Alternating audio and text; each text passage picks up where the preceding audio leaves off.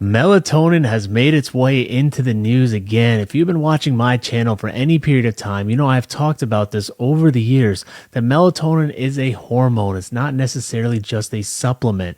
That means that anytime you take a hormone exogenously, like through your mouth, for an extended period of time, just like any other hormone, your body is going to start to downregulate the natural production of melatonin.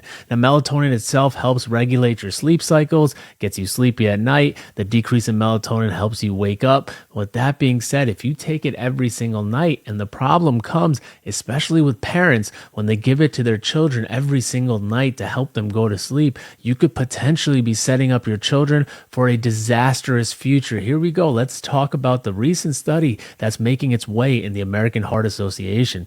Now, here we go.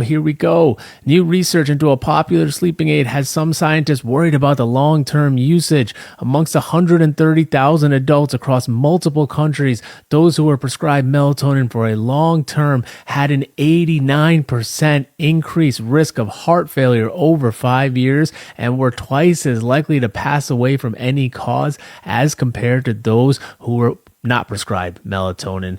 The findings are albeit preliminary, but they are changing the way that people could potentially be thinking about this supplement in the future. Now, Dr. Nandi out of SUNY Downstate, he says that melatonin supplements may not be as harmless as we commonly assumed. Now, the other interesting thing about this here was that a secondary analysis found that those who took melatonin for over a year were 3.5 times as likely to be hospitalized for heart failure when compared to those who don't take it. Plus, the risk of passing away from any cause jumped up from 4.3% to 7.8%. Now, why is this? We're not entirely sure. There can be a million different reasons. Also, is this causation versus correlation?